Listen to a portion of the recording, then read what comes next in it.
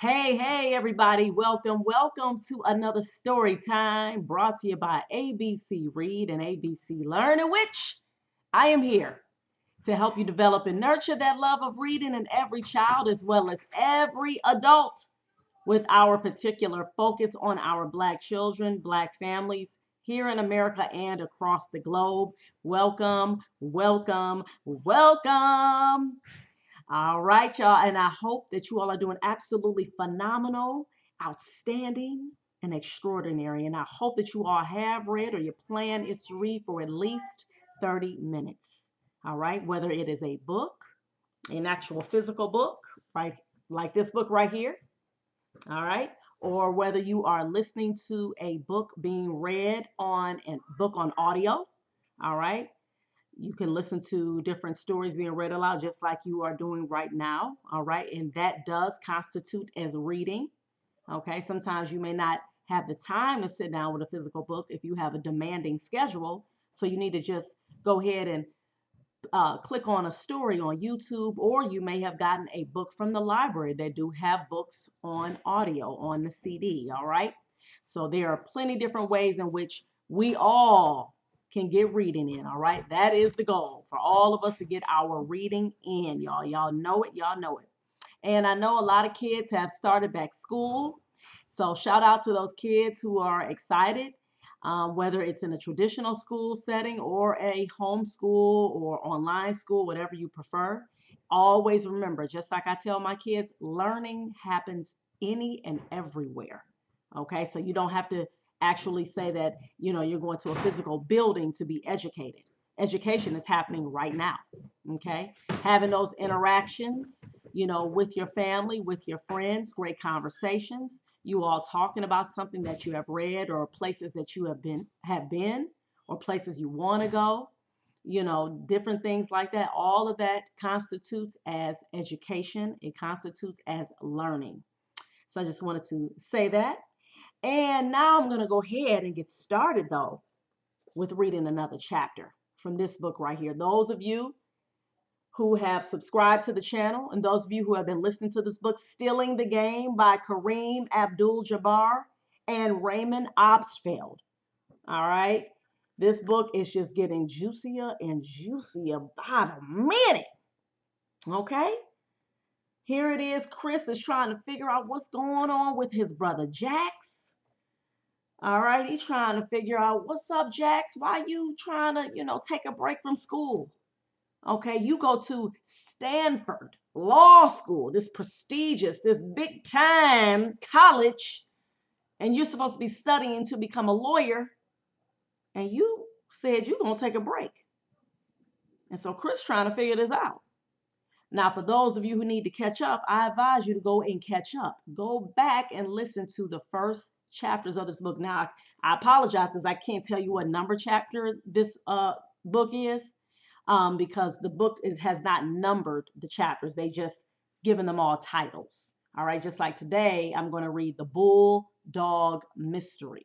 All right, the Bulldog Mystery. But the first chapter of this book is entitled, let's see, so you guys can go back, Busted.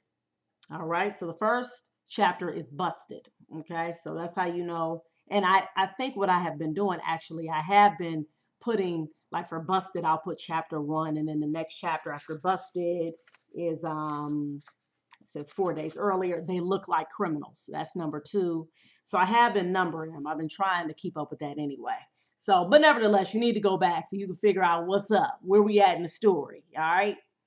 And so yeah, like that. Let's get it on and popping, y'all. Y'all ready? Let's do it. The Bulldog Mystery. Brick is innocent, Sharon Curry yelled so loudly that I covered my ears. Brick is guilty, Damon Curry yelled right back at her. And you're gonna pay for a new iPhone. I'm not paying for anything, Sharon yelled again, because Brick didn't do it. What about Hobbit? Hobbit could have done it. Hobbit would never break anything of mine. Never has, never will. Sharon and Damon were twins in the 8th grade. They both had red hair and braces, But other than that, they didn't look anything alike. But they did both like to yell. Theo and I were sitting at their kitchen table with Damon's broken iPhone lying there between us like roadkill. The glass plate was cracked around two puncture holes very clearly made by teeth. Earlier that day, I'd seen Theo at lunch. I was sitting with a couple of guys from the basketball team. Theo had been sitting with his pals from the brain train. He'd recently gotten a reputation as a middle school Sherlock Holmes after solving a mystery involving his cousin's stolen song.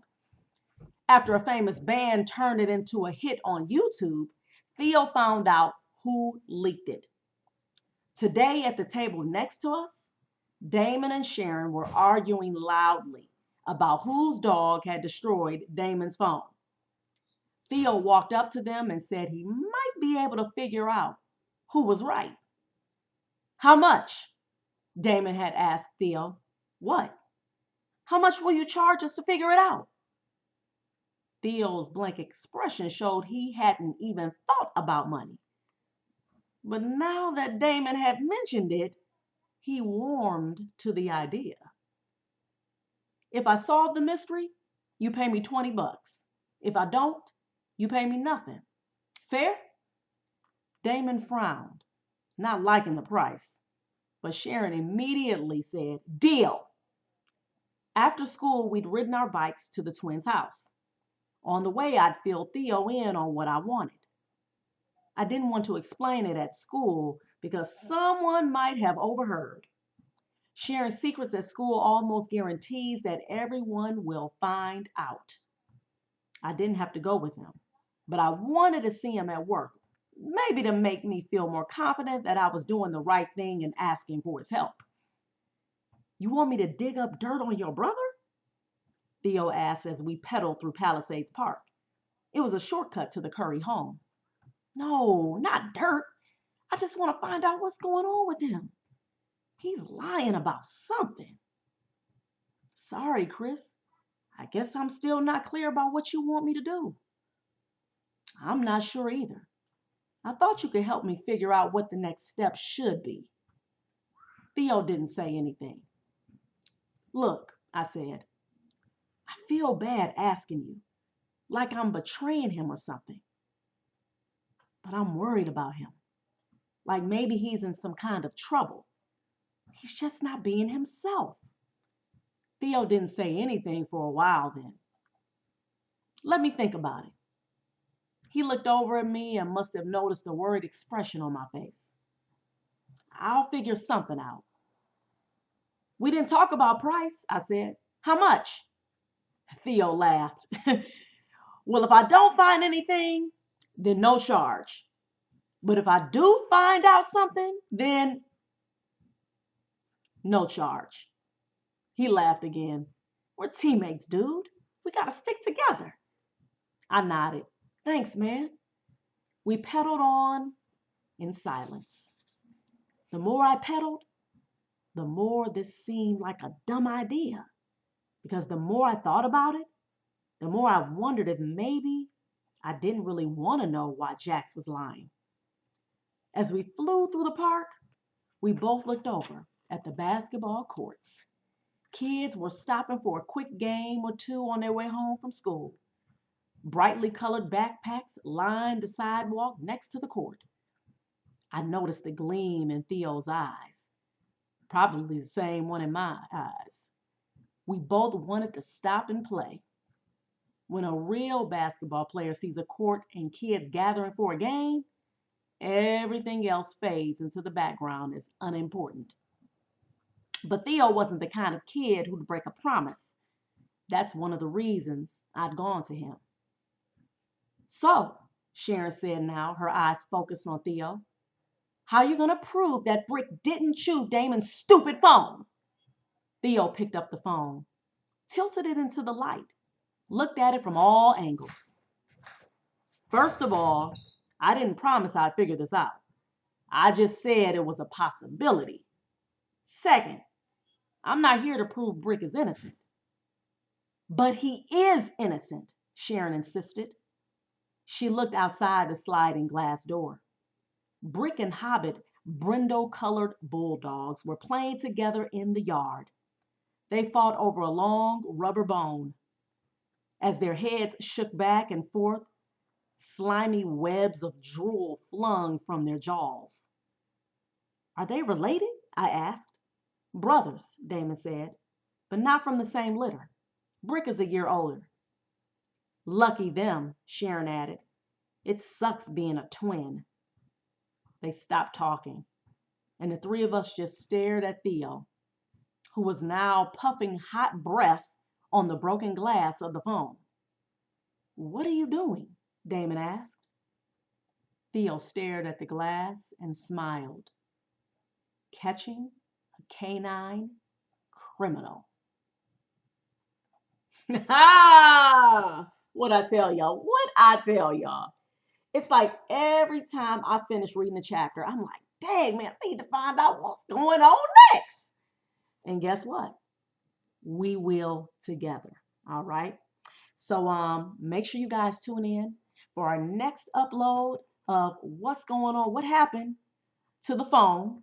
Okay. So which of the Bulldogs did it? The twins are upset. And also, is Chris going to be able to find out what is going on with his brother Jax now that he has gotten his friend Theo involved, the detective? All right.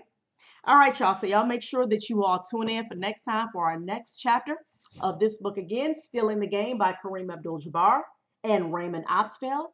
And remember to please like, subscribe, and share our videos. And also, please remember to keep reading for at least 30 minutes a day.